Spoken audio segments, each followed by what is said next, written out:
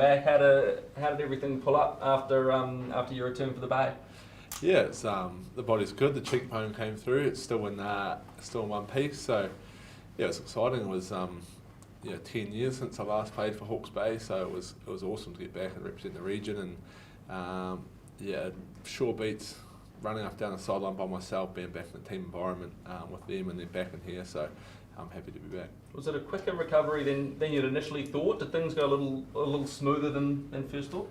Initially they said 6 weeks post-surgery, and 6 weeks was on Sunday, so sort of asked the question, is there much difference between Saturday afternoon and Sunday morning or Monday, and the surgeon was happy for it to happen, so hence why it's kind of, maybe a weekend before initially thought, but he was happy. And would you be right to play on Saturday, or are you a kind of day-by-day decision? How's that? Yeah, I'm not exactly sure what the plan is as of yet, but yeah, I guess I got through 55 odd minutes on Saturday, and the body's come through good. Whether that's enough for the coaches to now pick me in here or go back to Hawke's Bay, I'm not sure yet, but we'll see how that goes with the week. Seeing what unfolded on Saturday, does that make you hungrier to get back in and try and influence this team as you've done so many times?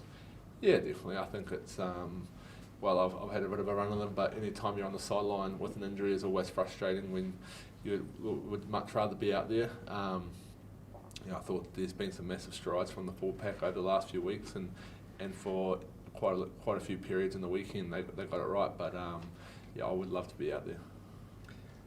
Where did you take in the game, Brodie, afterwards? How were you watching it? Yeah, it was actually the Magpies played a afternoon game, which was quite nice, a 2 o'clock kickoff. So they were sitting around watching the test match with those boys, which was quite exciting, and just being a fanboy really. But I mean, it probably went well for first half, and then what was it sort of like watching from afar? In those last few minutes when it sort of turned a bit ugly. Yeah, obviously you feel for the boys, like no one wants to lose and no one enjoys it. And like I said, there was periods there that I thought they dominated up front and have made big strides around the ruck, and like I say, didn't quite execute it right. But that's the challenge of Test rugby. It's always those fine margins that you need to nail at crucial times, and it didn't happen. But we've just had the review, and it's obviously been talked about, and that's where we need to tidy things up. What could they, in terms of the review and that, the Lineout obviously malfunctioned towards the end a couple of times. What can you sort of put that down to? Yeah, I think obviously maybe a couple of where the throw win obviously was not straight, but that's Test footy and pressure, so that's what we're here to do, is represent the country and nail those moments. So Cody's a highly experienced player, and he's obviously hurting from that, but it's not just his responsibility to get that right. So like I say, we've looked at it this morning, and obviously being back in here, so we need to get it right moving forward.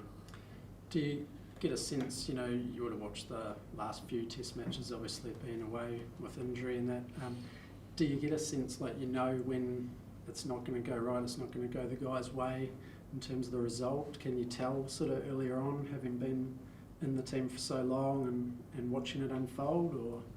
No, not at all. I'm not there. I don't feel like what we see on TV and what you feel out in the middle is completely different. So there's no way I can tell that. Is there a greater kind of hunger in this group now, do you think, to get it right, given we saw at Ellis Park in particular, and I guess Eden Park as well, how it can look when things do click?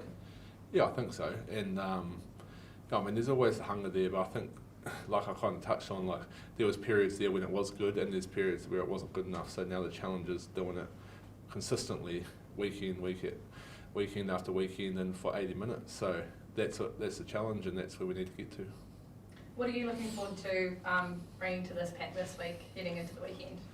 Just to play would be nice. As I touched on, and everyone that notifies rugby has seen, it's been patchy for the last 18 months, and through injuries that I probably almost couldn't control, is very frustrating. So I'm just looking forward to getting back out there and wanting to play my style of rugby and get back on the field really.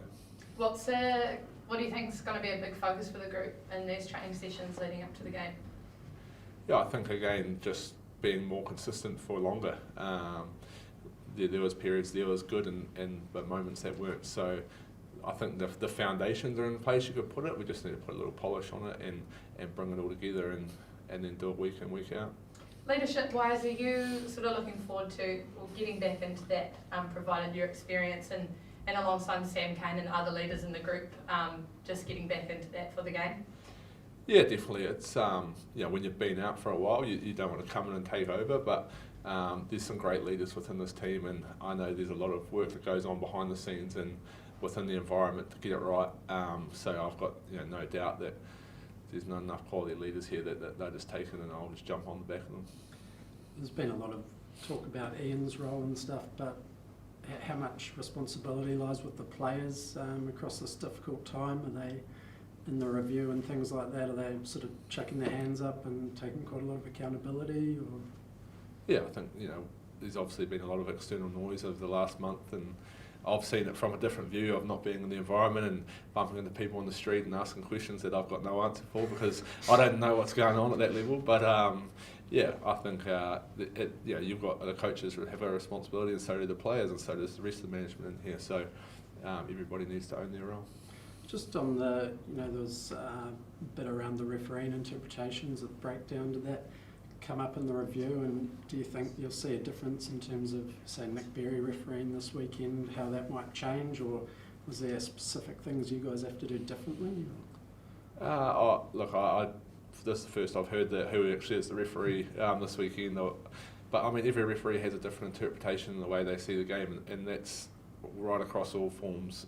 Bunnings, Super Rugby, international level, Northern, Southern Hemisphere. So we need to adapt to that. I think. I don't see it being a real issue. We need to be accurate, and the way he sees it, you can play to that, but that's different each week. So nothing really changes. A good ball carrier looks after a ruck and a clean out. So if we get that right, then it becomes easy and presents good pitches to the referees. Sam Kane being subbed towards the end there, what sort of impact does that have, like as a player losing a leader in those minutes at the end of the game? Well, I wasn't there, so I'm probably not going to comment like what it affected. But at the end of the day, there's 23 players that are or there to play on a Saturday night, and there's the bigger squad, so there's trust in everybody to do their role well. So whether it's Sam or myself or whoever gets up, the responsibility of the next person is to come on and perform. So like I touched on, there's also plenty of leaders. There's a vice captain, so I don't see it having a massive effect. Did the review touch on the option to go for the corner with a couple of minutes to go instead of banging over three, trying to get a try to win the game, or did that come up? Or? No, that wasn't touched on. How important to look at, kind of touched on where things didn't go well, but in that first half in particular, things seemed to click quite well, both from a forward pack perspective, but also the attack as well. It's important to pull the good moments out of that first half to grow on and move on heading into Saturday. Yeah, definitely. I think like coming in yesterday afternoon, last night, the mood is down because of the loss, but I guess that's where the coaches have highlighted that not all is lost in terms of the overall picture, and highlighted those good moments. And as I've kind of alluded to, it's now the challenge to do those good moments for 80 minutes in each week. What do you expect the Pumas to do differently this week, if anything, or are you just expecting them to go again? Do you think you might have been able to wear them down and making their 200-odd tackles at all? Or? I think they've got 7 days to recover, just like we do. I mean, there'll be things that they wouldn't have been happy with, and we'll try to execute better. But I think the focus needs to be on us and getting our job right, and worry about them second.